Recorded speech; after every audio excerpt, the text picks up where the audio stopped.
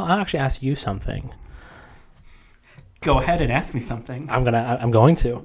And so immediately after the event in the desert, we see him come back. Yeah. Actually, no. It actually happens while he's in the desert. Rhodey comes out, and the first thing they do is joke, right? How was the fun, V? Yeah. Next time you ride with me.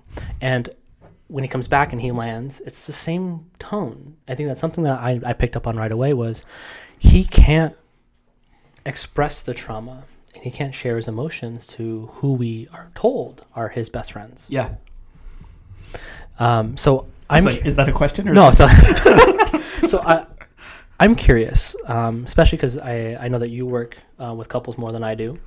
What does that say about his dynamics and these relationships that he is willing to hint at something happened but not go into it with them?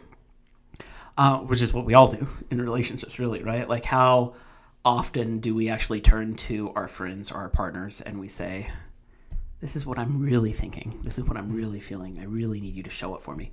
That what we do is I always say we talk around it. We tell a story of what we need emotionally. Yeah. But we get caught up in the story, and then people get confused with the story because they don't recognize what you need. Yeah. And I think that's what he does, right? He doesn't know what it's like to let people in.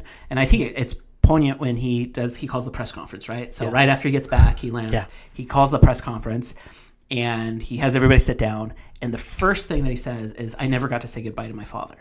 Yeah. Right. So there's this deep space that we continue to grow through his character journey after this movie, which is major abandonment issues, right? Like an abandonment in the sense of he lost something that he was never able to process.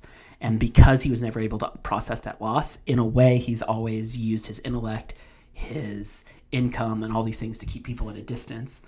And he's nice to all his friends, like he values all of them, but he doesn't know how to let them in all the way. Like there's always this push and pull between keeping someone at a distance and letting them all the way in. And as you know, Tony Stark, why do you think he wants to keep people kind of that one step away?